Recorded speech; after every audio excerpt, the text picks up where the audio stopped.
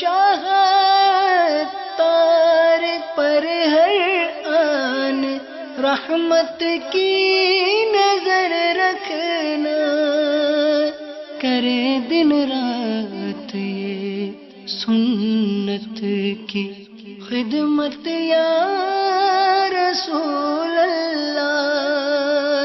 الحمدللہ رب العالمین والصلاة والسلام على سید المرسلین، اما بعد فاعوذ باللہ من الشیطان الرجیم، بسم اللہ الرحمن الرحیم، الصلاة والسلام علیک یا رسول اللہ وعلى آلک واصحابک یا حبیب اللہ، الصلاة والسلام علیک یا نبی اللہ وعلى آلک واصحابک یا نور اللہ۔ اسلامی بھائیوں اور اسلامی بہنوں، الحمدللہ عز و جل خالق کائنات جل جلالہ کی زمین پر عشق رسول صلی اللہ تعالی علیہ وآلہ وسلم کا مدنی جام تقسیم کرنے والے ایسے مرد کامل اب بھی موجود ہیں جو فیشن کی آفت میں گرفتار لوگوں کو پیارے مصطفیٰ صلی اللہ تعالی علیہ وآلہ وسلم کی سنت کریمہ کا اسیر بنانے کے خواہاں ہیں۔ یہ اللہ عز و جل کا خاص کرم ہے کہ اس نے ہمیں اس پرفتن دور میں تبلیغ قرآن و سنت کی عالمگیر غیر سیاسی تحریک، دعوت اسلامی کا ماحول اور شیخ طریقت امیر اہل سنت ابو بلال حضرت علامہ مولانا محمد الیاس اطہار قادری رضوی دامت برکاتہم العالیہ جیسے ولی کامل کی صحبت باثر سے نوازا۔ یقیناً امیر اہل سنت دامت برکاتہم العالیہ ان عظیم ہستیوں میں سے ایک ہیں جن کی مخلصانہ جد و جہد کی برکت سے ہزاروں نہیں بلکہ لاکھوں مسلمان بالخصوص نوجوان برائیوں سے تائب ہو کے نیکیوں کی راہ پر گامزن ہو چکے ہیں۔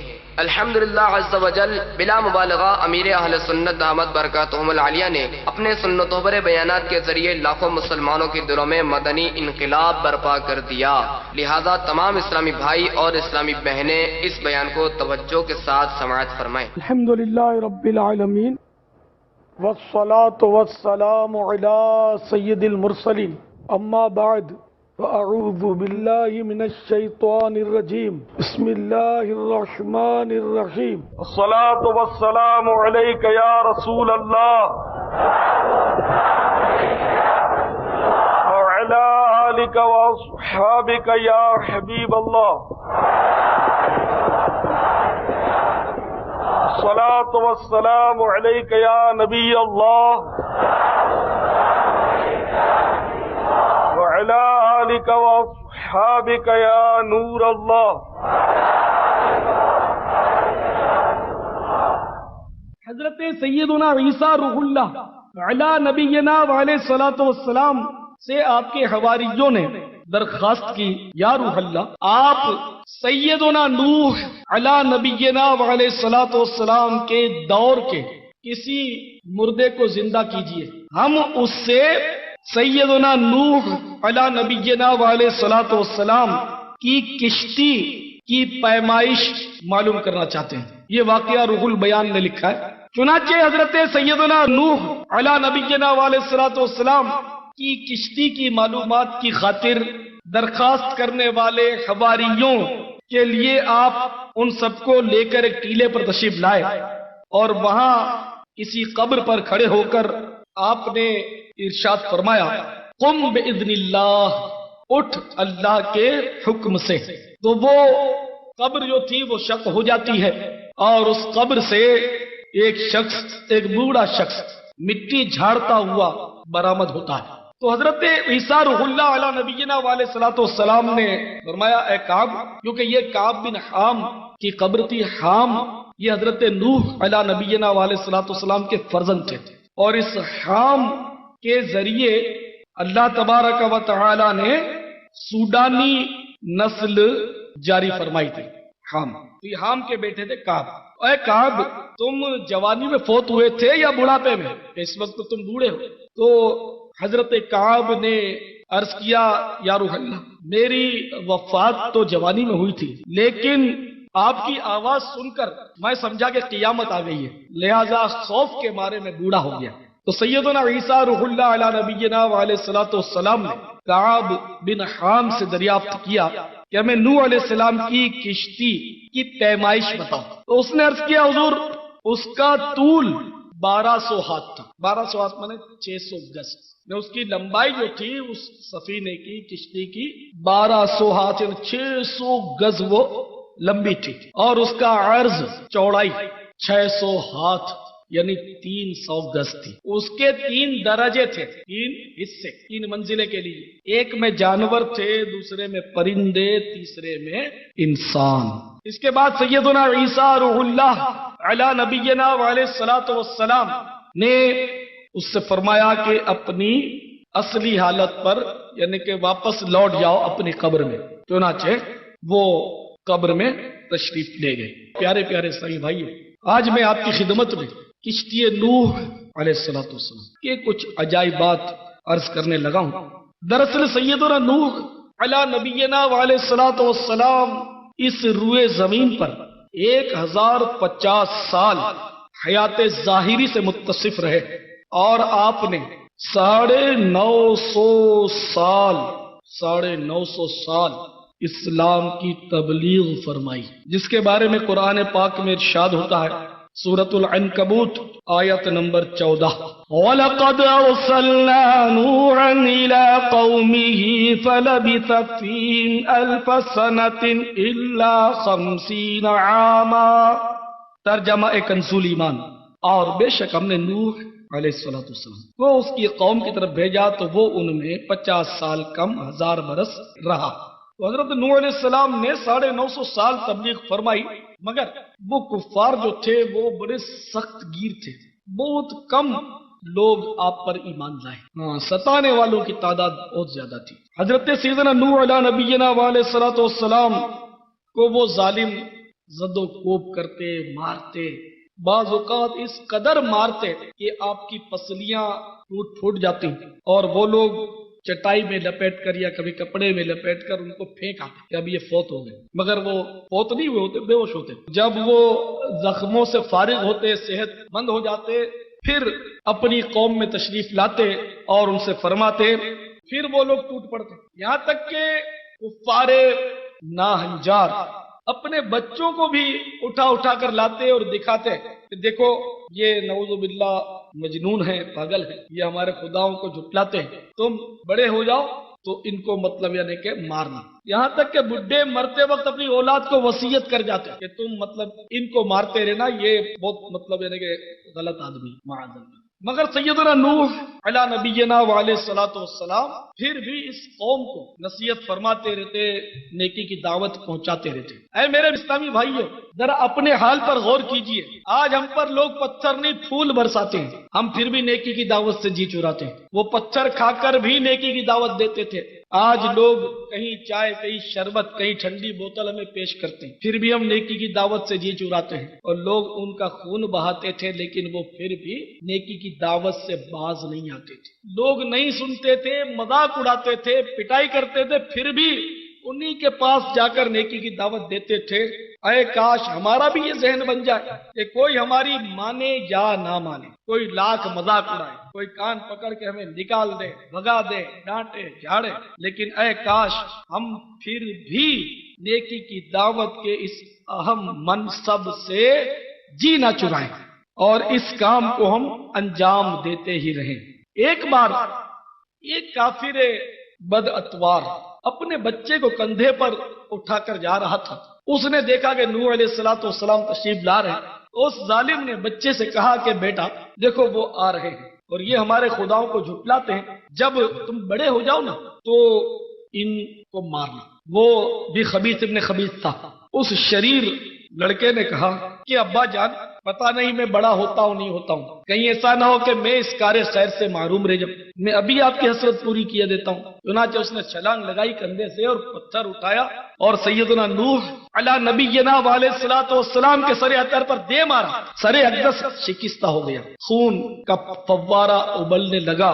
چنانچہ سیدنا نوح علی نبینا علیہ الصلوۃ والسلام نے اللہ تبارک و تعالی کی بارگاہ میں عرض کی، جس کا تذکرہ سورہ نوح میں اس طرح ہے: وَقَالَ نُوحٌ رَبِّ لَا تَذَرْ عَلَى الْأَرْضِ مِنَ الْكَافِرِينَ دَيَّارًا إِنَّكَ إِن تَذَرْهُمْ يُضِلُّوا عِبَادَكَ وَلَا يَلِدُوا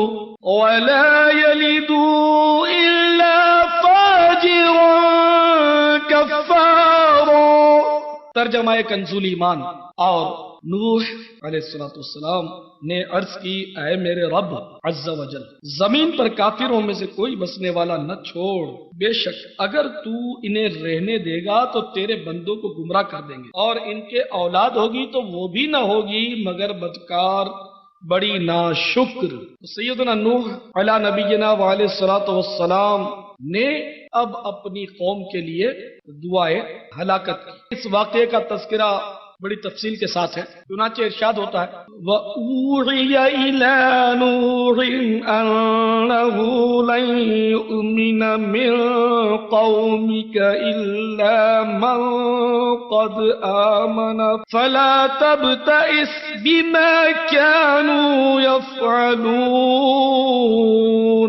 وَاصْنَعِ الْفُلْكَ بِأَعْيُنِنَا وَوَحْيِنَا وَلَا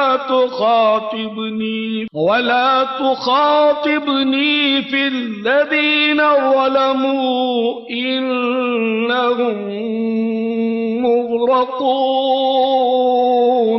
وَيَصْنَعُ الْفُلْكَ وَكُلَّمَا مَرَّ عَلَيْهِ مَلَأٌ من قومه سخروا منه۔ ترجمہ کنزول ایمان۔ اور نوح علیہ السلام کو وحی ہوئی کہ تمہاری قوم سے مسلمان نہ ہوں گے مگر جتنے ایمان لا چکے، غم نہ کھا اس پر جو وہ کرتے ہیں، اور کشتی بناؤ ہمارے سامنے اور ہمارے حکم سے، اور ظالموں کے بارے میں مجھ سے بات نہ کرنا، وہ ضرور ڈوبائے جائیں گے۔ اور نوح علیہ السلام کشتی بناتا ہے، اور جب اس قوم کے سردار اس پر گزرتے اس پر ہنستے، بولا اگر تم ہم پر ہنستے ہو تو ایک وقت ہم تم پر ہنسیں گے۔ فَسَوْفَ تَعْلَمُونَ مَن يَأْتِيهِ عَذَابٌ يُخْزِيهِ وَيَحِلُّ عَلَيْهِ عَذَابٌ مُقِيمٌ۔ اب جان جاؤ گے کس پر آتا ہے وہ عذاب کہ اسے رسوا کرے، اور اترتا ہے وہ عذاب جو ہمیشہ رہے۔ ان آیات مقدسہ میں سیدنا نوح علی نبینا وعلیہ الصلوۃ والسلام کو تسلی بھی دے دی گئی کہ جو نہیں مانتے ان کا آپ غم مت کرو، ان کو ڈبو دیا جائے گا۔ اور اللہ تبارک و تعالی نے حکم دیا کہ کشتی تیار کرو، چنانچہ سیدنا نوح علی نبینا وعلیہ الصلوۃ والسلام نے شیشم کے درخت لگائے، اور وہ 100 سال میں درخت بڑے ہوئے۔ مزید کشتی بنانی شروع کی تو 100 سال اس کشتی کو بنانے میں لگے۔ وہ کشتی جو تھی یوں 200 سال میں تیار ہوئی۔ ذرا اتنا طویل عرصہ تو کفار جو تھے وہ جب سیدنا نوح علی نبینا علیہ الصلوۃ والسلام کو کشتی بناتا دیکھتے، اور بھی ساتھ مسلمان جو تھے ساتھ دے رہے تھے، تو وہ کفار تعجب کرتے، ان کے رئیس اور سردار جو تھے وہ ہنستے، جب ادھر سے گزرتے تو سیدنا نوح علی نبینا علیہ الصلوۃ والسلام کا مذاق اڑاتے، یا اس لیے ان کو تعجب ہوتا تھا کہ انہوں نے کشتی کبھی دیکھی نہیں تھی، کیونکہ کشتی کے موجد سیدنا نوح علی نبینا علیہ الصلوۃ والسلام، دنیا کی سب سے پہلی کشتی انہوں نے ہی بنائی، تو وہ تعجب کرتے تھے۔ جب ان کو بتایا جاتا کہ یہ کشتی اور دریا میں چلے گی تو ان کی سمجھ میں آتا نہیں تھا، وہ کہتے تھے کہ آپ یہاں ساحل سمندر تو بہت دور ہے، کیونکہ یہ کشتی جو بنائی جا رہی تھی وہ علاقہ موصل اور بابل کی طرف تھا، اور موصل جو ہے وہ تو پہاڑی علاقہ ہے، سمندر تو وہاں سے بہت زیادہ دور، کیونکہ اس کے مشرقی جانب 500 میل کے فاصلے پر دریائے دجلہ، اور مغرب کی جانب 700 میل یا 1000 میل فاصلے پر دریائے فرات۔ اس لیے مطلب ان کی سمجھ میں نہیں آتا تھا کہ کشتی کیسے چلے گی، اس میں ریگستان میں تو نہیں چلتی۔ چنانچہ وہ کہتے کہ کل تک تو اے نوح تم نبی تھے، اب تو تم بڑھئی بن گئے، بڑھئی مانے کارپینٹر، اب تمہاری نبوت کہاں گئی؟ کبھی کہتے کہ تم تو عذاب کی بات کر رہے تھے کہ تم پر طوفان آئے گا، پانی آئے گا، وہ تو ابھی آیا بھی نہیں۔ ظاہر ہے کہ وہ 200 سال کا پیریڈ تو بہت زیادہ ہوتا ہے، تو وہ تو ابھی آیا نہیں۔ تم ایسے ہی غلط دھمکیاں دیتے ہو طوفان کی، اور کشتیاں بنا بنا کر ہم کو ڈراتے ہو۔ تو اس طرح مطلب سیدنا نوح علیہ نبینا علیہ الصلوۃ والسلام کی وہ لوگ دل آزاریاں کرتے، پھپتیاں کستے، طنز کرتے، لیکن سیدنا نوح علیہ نبینا علیہ الصلوۃ والسلام حکم خداوندی پر ڈٹے رہے۔ اس میں بڑا امتحان تھا کہ 200 سال کے بعد عذاب آنا، یہاں ہم لوگوں کے لیے بڑی نصیحت ہے، یہاں تو ہر دوسرا آدمی کہتا ہے میری دعا قبول نہیں ہوتی، میں نے یہ وظیفہ پڑھا، وہ ورد کیا، یہ تعویذ لیا، ادھر مزار پہ جا کر میں نے دعا کری، میری دعا قبول نہیں ہوتی، میرا بچہ صحیح نہیں ہوتا، مجھے نوکری نہیں ملتی، مجھے اولاد نہیں ہوتی، میرا فلاں مسئلہ حل نہیں ہوتا، میری ترقی رکی ہوئی ہے۔ آپ ذرا اندازہ لگائیں کہ آپ سال 6 مہینے برداشت نہیں کر پا رہے، تو سیدنا نوح علیہ نبینا علیہ الصلوۃ والسلام 200 سال تک برداشت کرتے رہے۔ 200 سال کس کو بولتے؟ ہم میں سے 200 سال زندہ رہنے کی کسی کی امید ہی نہیں۔ تو مقصد یہ کہ اللہ کی رضا پر راضی رہنا چاہیے، ہماری دعا کا اثر ظاہر ہو یا نہ ہو، قبولیت کا اثر ہمیں نظر آئے یا نہ آئے، ہمیں اللہ کی بارگاہ سے ہٹنا نہیں چاہیے، اس کا دروازہ نہیں چھوڑنا چاہیے، چاہے کچھ بھی ہو جائے۔ کہ دعا کی قبولیت میں بے شمار حکمتیں ہوتی ہیں۔ بعض اوقات بندہ دعا کرتا ہے تو اس کا گڑ گڑانا اللہ کو بہت پسند آتا ہے، اور اللہ تعالیٰ اس کی مراد کو روکے رکھتا ہے کہ ابھی اس کو مراد نہ دو، کہ اس کا گڑ گڑانا اچھا لگتا ہے۔ تو بارگاہ خداوندی میں بندہ روتا ہے، تڑپتا ہے، التجائیں کرتا ہے، اللہ تعالیٰ کو پسند آتا ہے۔ تو یوں بھی مطلب بعض اوقات تاخیر ہوتی ہے، کئی مصلحتیں ہوتی ہیں، بعض اوقات دعا قبول نہیں ہوتی، اس میں حکمت یہ بھی ہوتی ہے کہ اپنی دنیا میں قبول نہ ہونے والی دعا کا اجر جب بندہ قیامت میں دیکھے گا تو تمنا کرے گا کہ کاش میری دنیا میں کوئی دعا قبول نہ ہوتی، کہ مجھے اتنا زیادہ ثواب مل جاتا۔ تو بہرحال یہ کہ دعا کرنے میں کوتاہی نہ کی جائے، کہ اللہ کا حکم ہے ادعونی استجب لکم، مجھ سے دعا کرو میں قبول کروں گا۔ تو قبولیت کا یعنی کہ قبولیت سے خالی نہیں، جو دعا مانگی قبول ہی قبول ہے، کہ بعض اوقات اس دعا کی وجہ سے آنے والی مصیبت ٹل جاتی ہے، اس دعا کی برکت سے گناہ معاف ہوتے ہیں، یا وہ مراد بظاہر جو مانگی وہی مل جاتی ہے، یا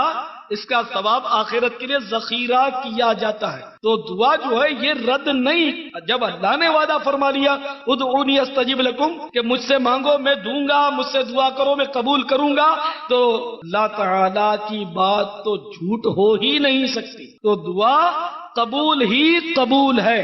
یہ الگ بات ہے کہ بظاہر ہمارا منشا ملتا ہمیں نظر نہ آئے، ہم سے زیادہ ہماری بلائی اللہ تعالی جانتا۔ اور اسی طرح حضرت نوح علیہ السلام کا مذاق بھی اڑتا رہا، لیکن سیدنا نوح علیہ نبینا علیہ السلام نے اپنا راستہ نہیں چھوڑا۔ اب یہاں تو ذرا کسی نے بیان کیا، اور اگر کسی نے کہہ دیا یار تمہاری آواز اچھی نہیں ہے، تم کو تو بیان کرنے کا ڈھنگ نہیں ہے، تو فیضان سنت لپیٹ کر رکھ دی اور امامہ اتار کے گھر میں رکھ دیا کہ اپنے کو تو بیان کرنا نہیں تو ہم کو تو لوگ جھاڑتے ہیں، میری تو سنتے نہیں، میرا مذاق اڑاتے ہیں، یہ لو نگران نے بھی مجھے ٹوک دیا۔ تو میرے بھولے بھالے اسلامی بھائیوں، کوئی ٹوکے، کوئی روکے، کوئی ٹھوکے، ہمیں مطلب مدینے کا روٹ جو ہم نے پکڑا ہے، مدینے کا راستہ پکڑا ہے، اس کو ہمیں کسی صورت سے چھوڑنا نہیں ہے۔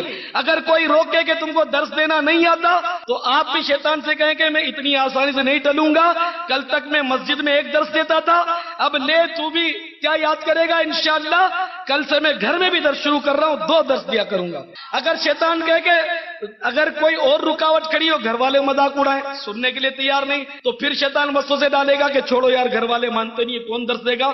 تو شیطان سے کہو کہ اچھا تو مجھے گھر سے بھگائے گا، لے کل سے انشاءاللہ چوک درس بھی میں شروع کر رہا ہوں۔ تو شیطان جب مطلب ہے کہ وسوسہ ڈالے تو اپنی تو اڑی ہے، شیطان کی تو مخالفت کرنا اپنا دین اور مذہب ہے، شیطان کی مخالفت یہ ہماری عبادت ہے۔ شیطان جتنا روکے انشاءاللہ ہم اتنا ہی اپنی منزل کی طرف آگے بڑھتے ہی چلے جائیں گے، انشاءاللہ ایک نہ ایک دن منزل خود آگے بڑھ کر ہمیں گلے لگا دے گی انشاءاللہ۔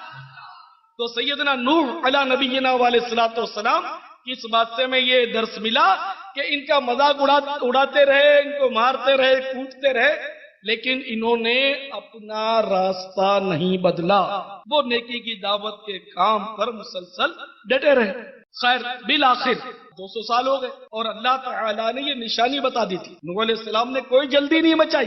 حدیث شریف میں کہ یہ ہمارے لیے مطلب عبرت ہے حدیث شریف میں کہ اس کی دعا قبول نہیں ہوتی جو جلدی مچاتا ہے، یہ مضمون حدیثوں میں موجود ہے، جلدی مچاتا ہے اس کی بھی دعا قبول نہیں ہوتی۔ تو اللہ کی رضا پر راضی رہے، عرض کرنا نہ چکے، بولتا رہے، وہ سنے یا نہ سنے ان کی بہرحال خوشی، درد دل ہم تو کہے جائیں گے انشاءاللہ۔ تو یہ بتا دیا گیا تھا کہ تندور جو ہے، تمہارے تندور سے یا فنا تندور سے پانی ابلنا شروع ہوگا، یہ نشانی ہوگی عذاب کی۔ اب وہ تندور کہاں ہے؟ اس میں بھی مطلب بڑے اقوال ہیں. عربی میں اس کو تنور بولتے ہیں، تنور. تو وہ تنور کہاں ہے، اس میں بڑا مطلب یعنی کہ علماء حضرات کے اقوال ہیں، لیکن اکثریت اس پر گئی کہ وہ تنور جو یہ کوفے میں واقع ہے، جہاں آج کل جامع مسجد ہے، اور وہ جامع مسجد جہاں مولا مشکل کشا علی المرتضی کرم اللہ تعالی وجہہ الکریم پر قاتلانہ حملہ ہوا. اس جامع مسجد کی زیارت کا الحمدللہ مجھے شرف حاصل ہوا ہے، اور اس تنور کی بھی میں نے زیارت کی ہے، جس کے بارے میں یہ مطلب یعنی کہ اقوال ہیں کہ اسی تنور سے طوفان نوح کا آغاز ہوا تھا. بہرحال تو وہ روٹیوں کا تنور تھا، صبح کی روٹیاں اس میں لگی ہوئی تھی، پک رہی تھی کہ اچانک اس میں سے آگ بجھنے کی آواز آئی. لوگ حیران ہو گئے اور تیزی سے اس تنور سے چشمہ پھوٹنا شروع ہو گیا، اور حضرت نوح علیہ نبینا علیہ الصلوۃ والسلام جو تھے وہ سمجھ گئے کہ اللہ کے عذاب کا اب آغاز ہو چکا ہے.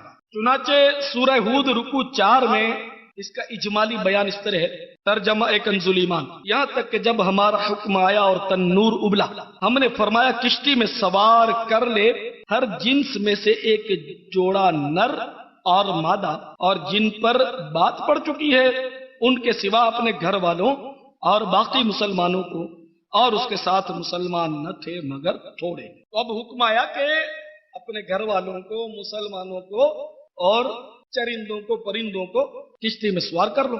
چنانچہ حضرت نوح علیہ نبینا علیہ الصلوۃ والسلام نے اللہ کی بارگاہ میں عرض کیا، یا اللہ جو حیوانات، جو جانور تیری منشا میں ہیں، تیری مشیت میں ہیں، ان کو بھیج دے. دعا کرنا تھا کہ ہر طرف سے درندے، چرندے، پرندے دوڑ پڑے، اور وہ نر مادہ جوڑے جوڑے دوڑ دوڑ کر آنے لگے. چنانچہ حضرت سیدنا نوح علیہ نبینا علیہ الصلوۃ والسلام جب سیدھا ہاتھ بڑھاتے تو نر آتا، اس میں الٹا ہاتھ بڑھاتے تو مادہ ہاتھ میں آ جاتی، اور اس طرح حضرت نوح علیہ الصلوۃ والسلام نے نر اور مادہ کو کشتی میں سوار کرنا شروع کر دیا.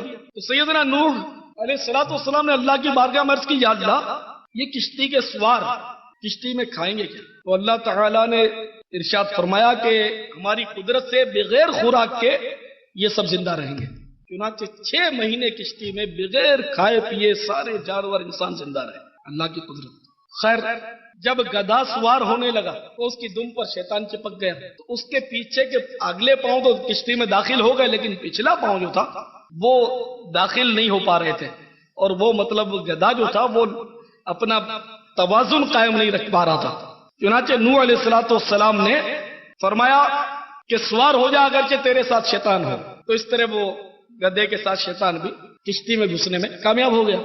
تو گدھے کی آوازیں یہ ساری آوازوں میں بری آواز ہے، اور گدھا شیطان کو دیکھ کر رینکتا ہے، اور جب بھی گدھا رینکے تو شیطان سے پناہ مانگنی چاہیے. تو اس وقت اعوذ باللہ من الشیطان الرجیم پڑھ لیں، لا حول ولا قوت الا باللہ العلی العظیم پڑھ لیں. اور یہ بارہا تجربہ ہے کہ گدھا جب رینکتا ہے اگر لا حول شریف پڑھی جائے تو اکثر یہ خاموش بھی ہو جاتا ہے. اور مرغ جو ہے یہ فرشتوں کو دیکھ کر بانگ دیتا ہے. جب مرغ بانگ دے تو اس بانگ کو سن کر اللہ سے رحمت کی دعا مانگنی چاہیے. مثلا اللہم انی اسألک من فضلک ورحمتک، اے اللہ میں تجھ سے تیری رحمت اور تیرے فضل کا سوال کرتا ہوں.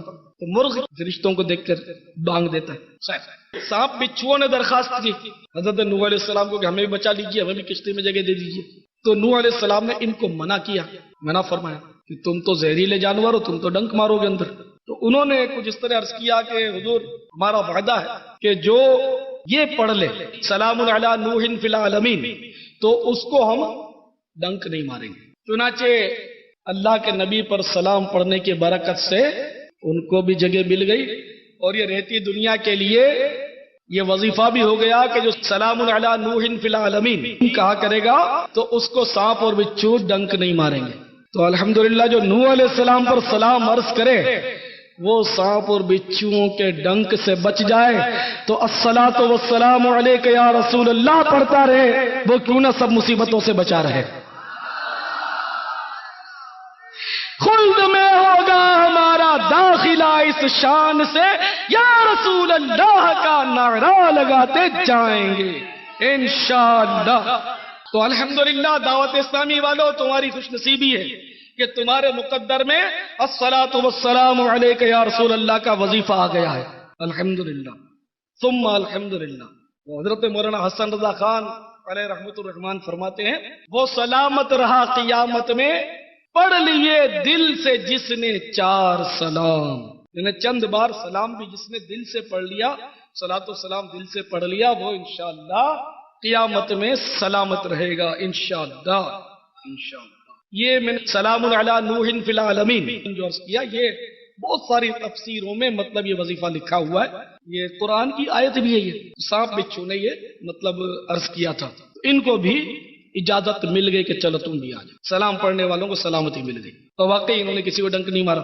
اب کشتی میں حضرت نوح علیہ السلام سوار ہو گئے تو اللہ تبارک و تعالی نے حکم ارشاد فرمایا کہ یہ دعا پڑھ لو، بسم اللہ مجریہا و مرساہا ان ربی لغفور الرحیم، یعنی اللہ کے نام سے اس کا چلنا ہے اور اسی سے اس کا ٹھہرنا ہے، بے شک میرا رب گناہوں کو بخشنے والا ہے۔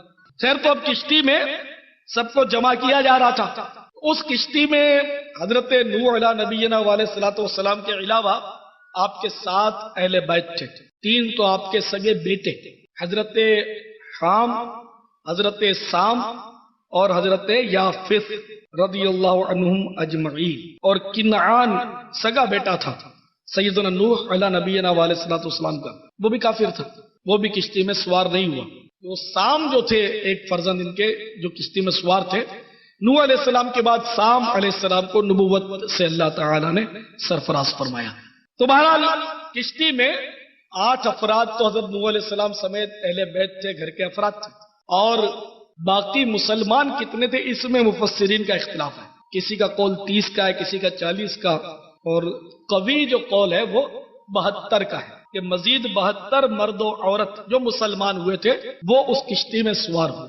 تو گویا 950 سال کی آپ کی تبلیغ اور نیکی کی دعوت پر اتنے قلیل تعداد میں لوگ مسلمان ہوئے، اس میں ہمارے لیے بڑا سبق ہے کہ ہم لوگوں کی قلت دیکھ کر گھبرا جاتے ہیں کہ یہ ایک شخص بیٹھتا ہے، میں کیسے بیان کروں گا، 2 آدمیوں میں کیسے بیان کروں گا، یہ مطلب 2-3 آدمی بیٹھتے ہیں، میں فیضان سنت کا درس نہیں دیتا، لوگ سنتے ہی نہیں ہیں میری۔ تو حضرت نوح علیہ السلام نے تو اتنی محنت کی، مار کھاتے رہے، پھبتیاں کستے رہے لوگ، اور پھر بھی محنت نہیں چھوڑی، اور آپ نے مطلب اتنے قلیل مسلمان تھے، لیکن اللہ کے حکم سے جب عذاب آیا تب بات دوسری تھی۔ تو پتا چلا کہ قلیل لوگ ہوں جب بھی اپنی محنت آدمی جاری رکھے اور نیکی کی دعوت کا سلسلہ منقطع نہ کرے، یہ بڑی برکتیں ہوتی ہیں۔ ہمارے لاہور میں نیکی کی دعوت دینے والے بہت سارے لوگ ہیں جو روزانہ اسلامی بھائی، سینکڑوں اسلامی بھائی روزانہ نیکی کی دعوت دیتے ہیں۔ تو اس طرح یہ اسلامی بھائی نیکی کی دعوت دیتے ہوئے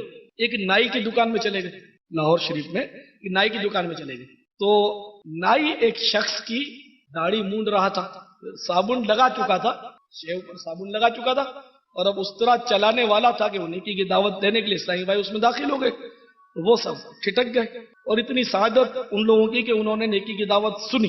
تو جب نیکی کی دعوت دے چکے، آپ کو خوشی ہوگی کہ وہ شخص جس کے صابن لگ چکا تھا اور شیو بنایا ہی چاہتا تھا، اس نے نائی کو روک دیا کہ اب مجھے داڑھی نہیں مڈوانی، اس نے داڑھی سجا لی، الحمدللہ۔ بہرحال میرے اسلامی بھائی ہو، تو نیکی کی دعوت کی بڑی برکتیں، بڑے فوائد ہیں، کوئی مانے یا نہ مانے ہمیں تو نیکی کی دعوت دینے کا ثواب مل ہی جائے گا انشاءاللہ، اخلاص جتنا ہوگا ثواب تو ملے گا انشاءاللہ۔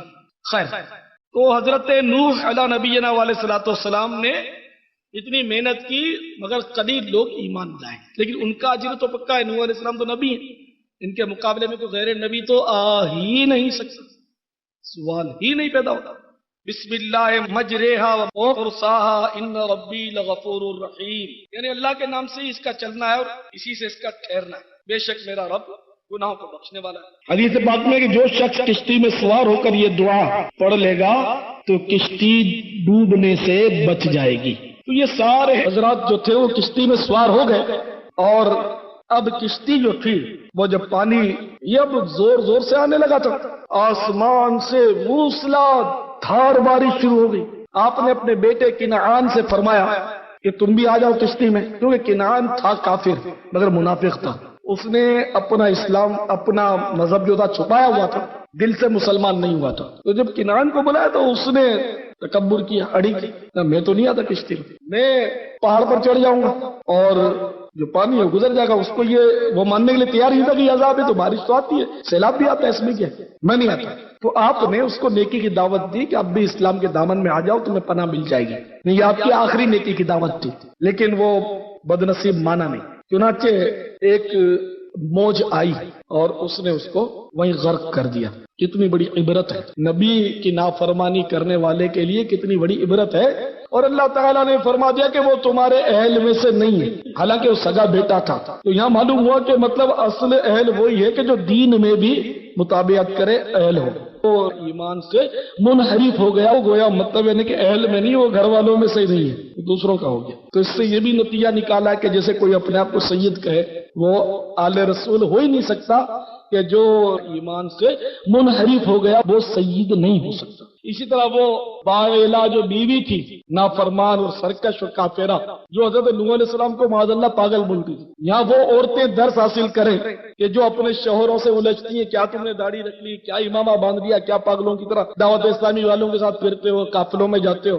وہ بھی غور سے سن لیں کہ وہ اپنے شوہر کا مذاق اڑاتی تھی، بولتی تم پاگل ہو، کیسی باتیں کرتے ہو، نعوذ باللہ. تو وہ بھی ہلاک ہو گئی، ڈوب کر مر گئی. تو گھر والے جس کے مطلب سرکش ہوتے ہیں، جن کے گھر والے سرکشی کرتے ہیں، ان کے لیے بڑا امتحان ہوتا ہے، کام میں بڑی رکاوٹ ہوتی ہے. کیونکہ عام طور پہ لوگ یہ کہتے ہیں کہ میاں پہلے اپنے گھر کی خبر لو، لے بیٹا تو ماڈرن ہے اور ہم کو بولتا ہے داڑھی رکھو. گھر کی عورتیں بے پردگی کرتی ہیں اور پردے کا بیان خود کرتا رہتا ہے کہ پردہ کرنا چاہیے. اپنے گھر والی عورتوں کو تو پردے کراؤ، پہلے اپنے گھر والوں کی اصلاح کرو، اپنے بال بچوں کی اصلاح کرو، بعد میں ہم کو سمجھانا. یہ عام لوگ بولتے ہیں، بالکل جہالت کی وجہ سے بولتے ہیں. تو واقعی جس کے گھر والے غلط ہوتے ہیں لائن پر، اس سے پریشانی تو بہت ہوتی ہے. اکثر اسلامی بھائی بیچارے روتے ہیں کہ ہمارے گھر کا ماحول مدنی ماحول بن جائے. تو بڑے لوگ طنز کرتے ہیں. طنز کرنے والوں کی بدنصیبی ہے کہ یہ اللہ تعالیٰ کی بے نیازی ہے کہ نوح علیہ السلام کا بیٹا کافروں میں مرا اور ابو جہل جیسے کافر کے گھر اکرمہ پیدا ہوئے جو صحابی رسول بنے. تو یہ اللہ کی بے نیازی ہے، وہ جیسا چاہے کرتا کہ باپ کیسا ہے، بیٹا صحابی ہے، اور یہاں باپ نبی ہے تو بیٹا بد نصیب. اسی طرح آدم علیہ السلام جو ابو البشر ہیں، اتنے بڑے نبی ہیں، صفی اللہ آدم صفی اللہ علی نبینا علیہ الصلوۃ والسلام، ان کے بیٹے قابیل نے، وہ کافر تھا قابیل، اس ظالم نے اپنے بھائی سگے بھائی کو شہید کیا نا. قابیل نے اپنے بھائی حابیل کو شہید کیا، ایک عورت کے چکر میں پھنس کر. شہوت نے اس کو مطلب یعنی کہ باغی اور طاغی اور سرکش بنا دیا. وہ آدم علیہ السلام کو کوئی نعوذ باللہ تھوڑی تانا دیا سکتا کہ قابیل نے کیوں ایسا کیا. تو اسی لیے اگر کسی کے گھر میں کوئی سا فرد ہے تو اس کا تانا جو ہے یہ دینے والا بہت بد نصیب ہے. ہر ایک کو اپنی قبر میں جانا، اپنی آخرت کی فکر کرے. ہاں، گھر والوں کو نصیحت کرنا حکمت عملی کے ساتھ، اور جو حاکم ہے گھر کا جیسے باپ ہے، وہ اپنی اولاد کو سختی سے بھی حسب ضرورت سمجھا سکتا ہے. اور آج سے توبہ کر لو کہ ہم سب کے سب انشاءاللہ نیکی اور بھلائی پھیلنے کا سبب بنیں گے اور برائی پھیلنے کا سبب نہیں بنیں گے. انشاءاللہ برائی کو روکنے کا سبب بنیں گے. ایک حدیث شریف قرۃ العیون میں ہے کہ ایک شخص بارگاہ خداوندی میں پیش کیا جائے گا تو اس کے بال بچے اس کو گھیر لیں گے، فریاد کریں گے، یا اللہ اس سے ہمارا حق دلا، اس نے ہمیں دنیا میں شریعت کے احکام نہیں سکھائے، دین کے مسائل نہیں سکھائے. یا اللہ یہ ہمیں حرام روزی کھلاتا تھا، اس پر اس کو پکڑ لیں گے اور فرشتے ماریں گے. ماریں گے کہ کھال اجڑ جائے گی، گوشت جھڑ جائے گا، ہڈیوں کا ڈھانچہ رہ جائے گا. اب اس ڈھانچے کو پکڑ کے میزان پر ترازو پر لایا جائے گا، فرشتے اس کی پہاڑ پہاڑ جتنی نیکیاں نکالیں گے. گویا وہ تو نمازی بھی تھا، حاجی بھی تھا، بڑی خیر خیرات بھی کی تھی اس نے. اس کے بعد نیکیاں بہت تھی، لیکن حرام روزی اس نے اولاد کو کھلائی، دین کے احکام نہیں سکھائے. تو اب اس کی پہاڑ پہاڑ اتنی نیکیاں فرشتے نکال رہے ہیں. پھر یہ بال بچے اس کے پہنچ جائیں گے اہل و عیال، اور اس کی بڑھ بڑھ کر نیکیاں یہ لوگ لے لیں گے اور یہ نیکیوں سے خالی ہو جائے گا. فرشتے پھر اس کو پکڑ کے جہنم کی طرف لے چلیں گے اور اعلان کریں گے یہ وہ بد نصیب ہے جو اپنے بال بچوں کی وجہ سے دوزخ میں جا رہا ہے. اے سود و رشوت کا لین دین کرنے والے، اے جھوٹ بول کر کاروبار چمکانے والے، اپنی اولاد کو سنتوں سے داڑھی امامے روکنے والے، کان کھول کر سن لیں. چوریاں ڈکیتیاں اور جیب کاٹ کر اپنی اولاد کا پیٹ پالنے والے، کان کھول کر سن لیں. تو تمہارے لیے تاش کی گڈی لایا تھا، اب میرے کندھوں پر صرف ان گناہوں کا بوجھ رہ گیا ہے جو میں نے تمہاری خاطر کیے تھے۔ کتنی بدنصیبی ہوگی ہے بدنصیب مسلمان۔ رحمتی عالمیان صلی اللہ تعالی علیہ وسلم کا فرمانے عظمت نشان سن۔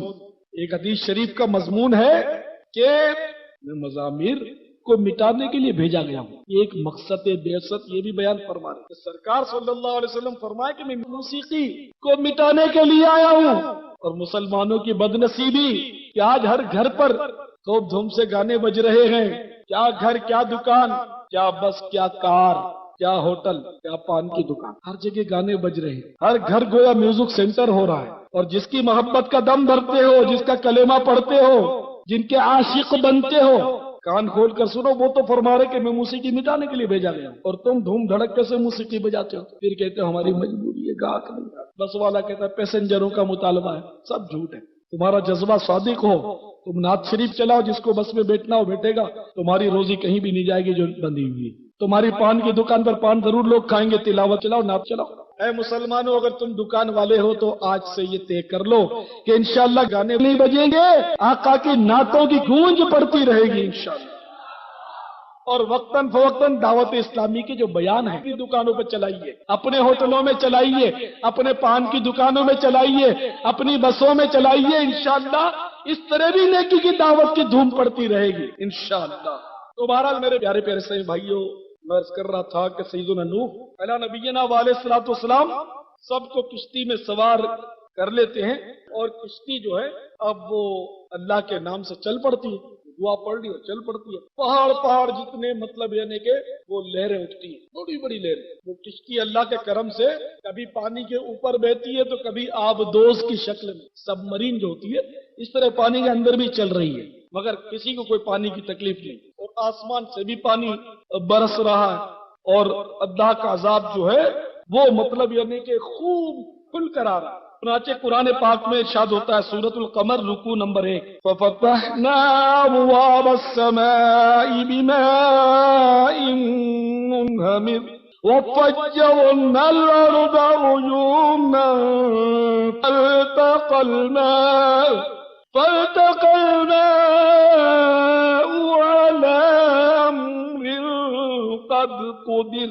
ترجمہ کنز ایمان، ہم نے آسمان کے دروازے کھول دیے زور کے بہتے پانی سے، اور زمین چشمے کر کے بہا دی تو دونوں پانی مل گئے اس مقدار پر جو مقرر تھی۔ تو زمین و آسمان کے پانی مل گئے، آسمان سے ٹھنڈا پانی گر رہا تھا، زمین سے گرم پانی ابل رہا تھا، اور کفار جو تھے وہ غرق ہوتے چلے جا رہے تھے۔ ان کفار کی تعداد جو تھی وہ مفسرین نے 25 لاکھ بتائی کہ 25 لاکھ کفار ڈوبے اس میں۔ حضرت آدم علیہ نبینا علیہ الصلوۃ والسلام کی 2300 سال میں یہ اولاد ہوئی تھی، 25 لاکھ۔ تو بہرحال ساری دنیا جو تھی وہ طوفان میں غرق ہو گئی۔ کعبۃ اللہ شریف جو تھا وہ غرق ہونے سے محفوظ رہا، ایک روایت کے مطابق اس کو اللہ تعالیٰ نے اٹھا لیا آسمان پر۔ تو آج جو فرشتوں کا کعبہ ہے بیت المعمور جسے کہتے ہیں، وہ اسی کعبۃ اللہ شریف کی سیدھ میں۔ یہ بھی روایتیں ملتی ہیں کہ کعبۃ اللہ شریف کی طرف سے بھی کشتی گزری تو اس کشتی نے کعبے کے گرد 7 طواف کیے۔ کیا منظر ہوگا۔ تو بہرحال طوفان کی لہریں جو تھی وہ پہاڑ جتنی بلند ہو رہی تھی، اور کشتی اس میں جھومتی ہوئی جا رہی تھی۔ قرآن مجید میں ارشاد ہوتا ہے سورۃ الہود رکوع 4، وَهِيَ تَجْرِي بِهِمْ فِي مَوْجٍ كَالْجِبَالِ۔ ترجمہ کنز ایمان، اور وہ انہیں لیے جا رہی ہے ایسی موجوں میں جیسے پہاڑ۔ بہرحال یہ پھرتی پھراتی چلی جا رہی ہے، اور آخر کار کوہ جودی پر وہ کشتی جو تھی وہ ٹھہر جاتی ہے۔ چنانچہ قرآن عظیم میں ارشاد ہوتا ہے سورہ ہود رکوع 4، ترجمہ کنز ایمان، اور کام تمام ہوا اور کشتی کوہ جودی پر ٹھہری، اور فرمایا گیا کہ دور ہوں بے انصاف لوگ۔ اب پانی جو ہے وہ زمین نے نگلنا شروع کیا، چنانچہ اللہ کے حکم سے ارشاد ہوا ترجمہ کنز ایمان، اور حکم فرمایا گیا کہ اے زمین اپنا پانی نگل لے، اور اے آسمان تھم جا، اور پانی خشک کر دیا گیا اور کام تمام ہوا، اور کشتی کوہ جودی پر ٹھہری، اور فرمایا گیا کہ دور ہوں بے انصاف لوگ، اور ارشاد ہوا فرمایا گیا اے نوح علیہ السلام کشتی سے اتر، ہماری طرف سے سلام اور برکتوں کے ساتھ تجھ پر ہیں اور تیرے ساتھ کے۔ تو بہرحال کشتی جو تھی وہ کوہ جودی پر اتر گئی اور اللہ تعالیٰ نے مومنوں کو بالکل سلامتی کے ساتھ اتار دیا۔ تو الحمدللہ جو نوح علیہ السلام کی کشتی میں سوار ہوا وہ منزل پا گیا، اور جو نوح علیہ السلام کی کشتی میں سوار نہیں ہوا وہ ہلاک ہوا، لیکن بعض بچ گئے۔ اس طرح کے ایک مطلب بڑھیا جو تھی ان سے انہوں نے مطلب نوح علیہ السلام سے عرض کیا تھا کہ جب طوفان آئے تو مجھے اطلاع کر دیجیے گا تو میں بھی کشتی میں آ جاؤں گا، لیکن توجہ نہ رہی۔ بعد میں جب طوفان ختم ہوا اور نوح علیہ السلام وہاں سے گزرے تو اس بڑھیا سے ملاقات ہوئی، تو بڑھیا نے عرض کیا کہ حضور وہ طوفان کب آ رہا ہے؟ تو آپ نے فرمایا کہ وہ طوفان تو گزر بھی چکا۔ تو وہ کہنے لگی اچھا گزر چکا طوفان، میں تو یہاں اللہ کی یاد میں نمازوں میں مشغول تھی، مجھے تو خبر ہی نہیں۔ یہ روح البیان میں اس طرح مطلب وہ اللہ کی عبادت کی برکت سے آفت دور ہو گئی، وہ بھی مطلب ڈوبنے سے بچ گئی۔ اور ایک شخص جس کا نام تھا موج بن عنق، وہ مسلمان تو نہیں تھا لیکن اس نے حضرت نوح علیہ السلام کی مدد کی، اور وہ مطلب حضرت نوح علیہ السلام کے لیے مطلب وہ چونکہ طاقتور بہت تھا اور اس کا قد جو تھا وہ مطلب بہت بڑا تھا۔ صاحب روح البیان فرماتے ہیں کہ اس کافر کا قد جو تھا وہ 3330 گز تھا، 3330 گز لمبا آدمی، تو اس کی عمر بھی 3000 سال ہوئی۔ تو وہ قریبی پہاڑ پر چڑھ گیا، جب عذاب آیا تو پانی اس کی کمر تک پہنچا، وہ ڈوبا نہیں۔ مفسرین فرماتے ہیں کہ وہ اپنے لمبے قد کی وجہ سے عذاب سے نہیں بچا گیا، عذاب آتا ہے تو کوئی بچتا ہی نہیں، وہ اس لیے بچا کہ وہ کافر ہونے کے باوجود حضرت نوح علیہ السلام کی خدمت کر لیتا تھا اور دور دور سے درخت اٹھا اٹھا کر کشتی کے لیے لاتا تھا، اور اتنا طاقتور تھا کہ وہ ایک ساتھ 20 درخت اٹھا لیتا اور میلوں تک دوڑتا ہی چلا جاتا، تو اس لیے وہ عذاب سے دنیا میں عذاب سے بچ گیا۔ تو یہ اللہ تعالیٰ کی حکمتیں ہوتی ہیں، اور جو نبی کی خدمت کرے، نبی سے محبت کرے، اس کو دنیا میں بھی صلہ مل جاتا ہے۔ جیسا کہ وہ واقعہ مشہور ہے، وہ بھی تفسیروں کی کتاب میں ہے، موسیٰ علیہ السلام کو فرعون نے تنگ کیا تھا، اور جب وہ فرعون دریائے نیل میں غرق آب ہوا اپنے ساتھیوں سمیت، ایک آدمی بچ گیا۔ وہ کیسے بچ گیا؟ تو وہ تھا دراصل مسخرہ، وہ حضرت موسیٰ علیہ السلام جیسے لباس پہنتا اور اس طرح موسیٰ علیہ السلام کی نقل اتارتا اور لوگوں میں مطلب وہ تفریح کا سامان بنتا، مقصد اس کا مذاق اڑانا ہوتا، لیکن وہ موسیٰ علیہ السلام کی نقل کر کے موسیٰ علیہ السلام جیسا لباس پہن لیتا تھا۔ تو اللہ تعالیٰ نے اپنے کلیم کے مطلب یعنی کہ نقشے کی وجہ سے اس کو عذاب سے بچا لیا۔ تو جو محبوب صلی اللہ علیہ وسلم کا نقشہ بنا ہے، چہرے پہ داڑھی رکھے کہ محبوب نے داڑھی سجائی صلی اللہ علیہ وسلم، اور جو اپنے سر پر اس لیے امامہ سجائے کہ اللہ کے محبوب دانائے غیوب صلی اللہ علیہ وسلم نے ہمیشہ اپنی مبارک ٹوپی پر امامہ شریف سجائے رکھا، جو اس لیے زلفیں رکھے کہ پیارے محبوب صلی اللہ علیہ وسلم نے بھی زلفیں رکھی تھی، کبھی آدھے کان تک، کبھی پورے کان تک، کبھی بڑھتی تو شانوں کو چومتی، ہاں کندھوں کے نیچے کبھی نہیں رکھی، مبارک شانوں سے کبھی نیچے زلفیں نہیں رکھی۔ تو اس طرح جو کلیم کی جس نے نقل کی، حالانکہ وہ کافر تھا، پھر بھی وہ دنیا میں عذاب سے بچ گیا، تو جو اللہ کے حبیب کی نقل اور وہ بھی صاحب ایمان ہو کر کرے، وہ عذاب دوزخ سے کیوں نہ بچ جائے؟ تو بہرحال میرے پیارے پیارے صحیح بھائیوں، تو اللہ کے حبیب کی نقل پر آمادہ ہو جاؤ، بلکہ اللہ کے حبیب صلی اللہ تعالی علیہ وسلم تو فرماتے ہیں کہ مونچھوں کو چھوٹی کرو، داڑھیوں کو معافی دو، یعنی بڑھنے دو، اور یہودیوں جیسی صورت مت بناؤ۔ تو تم کیسے عاشق ہو؟ کہتے ہو ہم عاشق رسول ہیں، تمہارا عشق نرالا ہے۔ سرکار کا عاشق بھی کیا داڑھی منڈاتا ہے، سرکار کا عاشق بھی کیا داڑھی منڈاتا ہے، کیوں عشق کا چہرے سے اظہار نہیں ہوتا؟ تو چہرے سے عشق کا اظہار ہونا چاہیے۔ یاد رکھیے، داڑھی منڈانا بھی حرام اور قطر کر ایک مٹھی سے گھٹانا بھی حرام۔ تو رکھو تو پھر مصطفیٰ کی پسند کی رکھو۔ تو جو بال تھوڑی کے نیچے لٹک رہے ان کو مٹھی میں پکڑ لیجیے اور گلے کی طرف دبا لیجیے تھوڑا، تو ایک مٹھی میں جو بال آ گئے، مٹھی سے جو بڑھ گئے ان کو کاٹ۔ کشتی نوح میں جو بھی سوار وہ الحمدللہ بچ گیا، محفوظ رہا۔ جو مطلب کشتی نوح میں سوار ہوا وہ بچ گیا، چاہے وہ شیر تھا، چیتا تھا، سانپ تھا، بچھو تھا، وہ محفوظ رہے۔ जानवर भी कैसे खतरनाक, चीता भी है तो शेर भी है तो फिर बकरी भी है। तो शेर और बकरी तो आप समझदार है कि साथ रह ही नहीं सकते। नूह अलैहिस्सलाम ने अर्ज भी किया बारगाह खुदावंदी में, या अल्लाह ये कैसे साथ रहेंगे, शेर और बकरी और ये सब दरिंदे और चरिंदे। तो अल्लाह ताला ने इरशाद फरमाया कि इनके अंदर आपस में अदावत किसने पैदा किया, हस्तियातों ने। तो इरशाद फरमाया कि जब मैं अदावत पैदा कर सकता हूँ तो मोहब्बत भी पैदा कर सकता हूँ। और वाकई यानी कि किसी शेर चीते ने किसी बकरी को, किसी मुर्गी को, किसी खरगोश को नहीं छेड़ा, किसी को भूख ही नहीं लगती थी, ना प्यास लगती थी।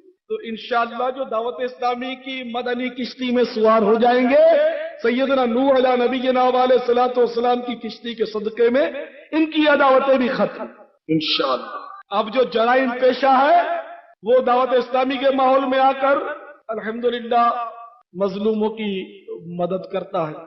जो कल तक कमजोर मुसलमान से लड़ता था, अब वो दावत इस्लामी में आकर शैतान और नफ्से अम्मारा से लड़ता है, उससे लड़ाई करता है। कि असल लड़ाई अपनी शैतान से, नफ्से अम्मारा से।